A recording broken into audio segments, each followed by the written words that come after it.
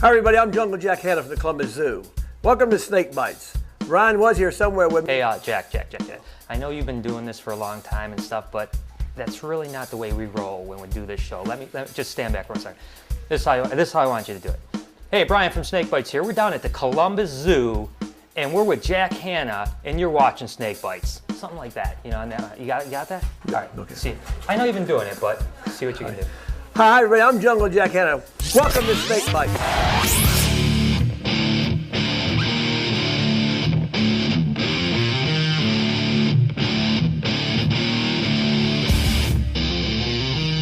I'm not a zoologist. I don't know the Latin names of animals.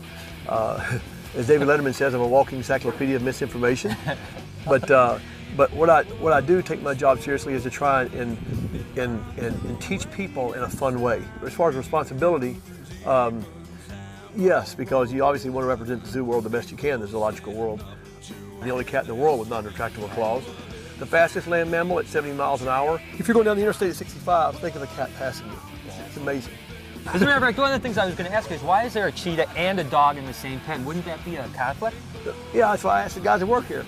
Doesn't seem like it would work, does it? A lady named Lori Marker, who's probably one of the finest cheetah conservationists in the world, most knowledgeable. She has a place in Namibia where we've been to, and she had this Anatolian Shepherd, but now the Anatolian Shepherd keeps the cheetah away from the cattle herds and the flocks of sheep.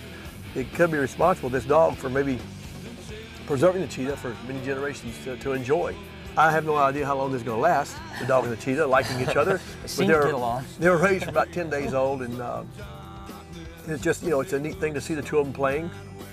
This right here is a snow leopard, and all my animals are favorites, but this is really a special creature. If you look at those feet, look at this, feel that foot. It's almost like a feather when you touch it. It's one of the only cats in the world with fur at the bottom of their feet. Those eyes get blue when they're full grown.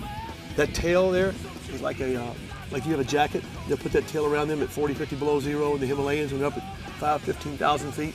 Very few people in the world have ever seen a snow leopard in the wild. Look at that tail, isn't that gorgeous? Amazing. Now you said full grown. How big? What is? This is maybe about twice as big, I think.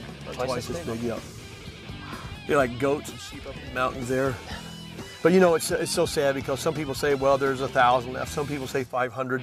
You know, people take census. So the point is, if they're saying 1,000, exactly, who knows? Yeah, it could be a couple who knows? hundred. Right. And it's hopefully it's more. But you know, we just can't. You can't tell because these animals live in areas that very few people in the world could ever go to. Now, poaching was for the coat. That coat on the black market used to sell for $60,000, $70,000 a piece. That's no longer the case, really. Because you can't take the coats anywhere because of the CITES and all the treaties. The problem is today that these cats are so rare, they're solitary, that sometimes they can't even find their mates to breed.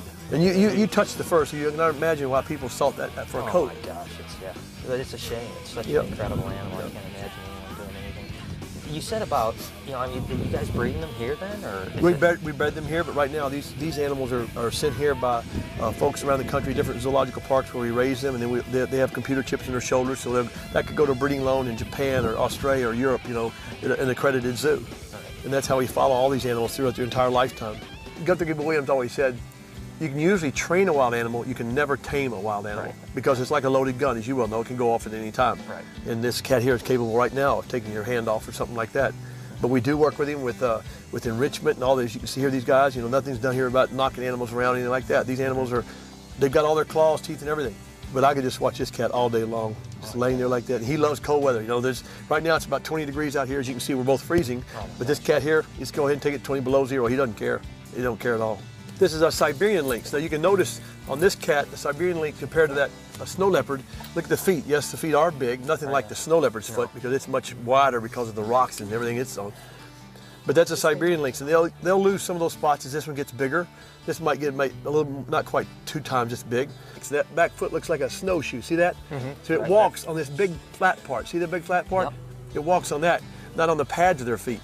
Now, what's the deal with the short tail? They all have that? Yep, it's like a bobcat. You know, same kind of cat basically. Right, yeah. Have the real long tufts on their ears there. But these are still hunted for their coats. You know, it's legal. They're threatened in some parts of Siberia. Well, no, I'm sorry, endangered there. Now this leopard, you notice this leopard, you think this is a snow leopard maybe, right? Right, that's what I thought. But no, this is a clouded leopard. You can tell from the coat, see the clouds on it? Right. This cat gets maybe about twice this size, maybe 2.5 times this big. It's a small cat. Lives about 90% of his life in trees, 90%, the only cat in the world. The cat, see that coat there? Yep. That coat is about $80,000 to $90,000 each. Holy cow. But this cat is a nocturnal creature from Malaysia. And when I just got back from filming over there, and I thought I'd see one that was done because there's only been about 2 or 3 people that have seen one of these the last 5 years in the wild. They call this a cat that hunts in silence. Any leopard is a cat that hunts in silence. You can never hear them. They can be 2 feet from you in the jungle or wherever, you'd never hear them, or even in Africa in the plains, wherever it might be. The cat's legs are very short, and it's almost abnormal when they get full grown. It looks really weird with the body, but they're short because it allows a lot of balance in the trees. Their canine teeth get to be very long, up to 2 inches long. For a cat that size is incredible. Yeah, that's a long one. These cats, again, in Malaysia, are very, very endangered species. One of the most endangered cats in the whole world. So these guys are kind of opposite from the snow leopard from the standpoint Right. of the warm weather instead of cold weather. Exactly. I mean, you know, that's, Live in jungles in Malaysia, 100, 120 degrees temperature, whereas the other one can go to 60 below zero. Right. The snow leopard wouldn't live there a day; it'd be dead. Right. It's the hottest place I've ever been on Earth as far as the heat and humidity. But you see they have a longer nose. It's a very different looking cat when they're full grown. See, it's not more of a flat face like the snow leopard.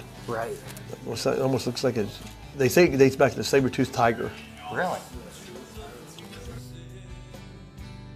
Oh, thanks. Yeah, anytime you want to come back. The Columbus Zoo is for everybody. You know, we're very proud of what we have here, all the staff here, the many different things we have here. And the polar bears come in March, so make sure you come back and see this polar bear habitat. It's probably one of the largest in the world. And you'll be inside, underneath the polar bear swimming. It's gorgeous. Fantastic. Have Thank a you, good sir. year. Tell the snakes hello. All right, I will. Brian and Jack deal with the dangerous animals, but they called me in to deal with the real dangerous animals. I'd like you to meet my friends. They're African black-footed penguins named Punky and...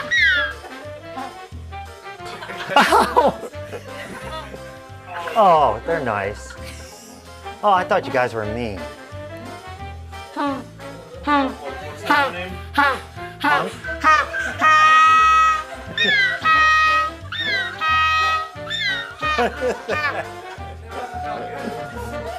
Whoa!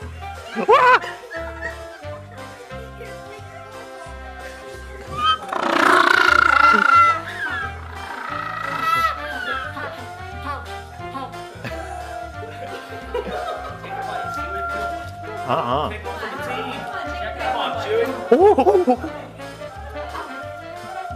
Be nice. Oh! Okay. Assistant. Ah! Be nice.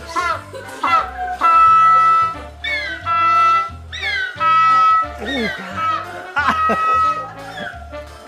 okay. Let's walk him back. Oh my God. All right, guys, I'm here at the Columbus Zoo with Cal's Question of the Week.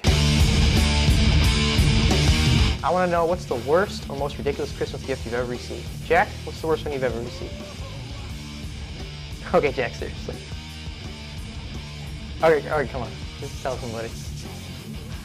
All right, bah humbug, Jack. Anyway, text or video comment below. Let me know. So there it is. I hope you guys enjoyed the show. Jack had to run off to do one of his mini television appearances. I want to thank everyone down here at the Columbus Zoo for inviting us down here, having such a great time. Until next time, you've been watching Snake Bites. Come on, Jack, let's go.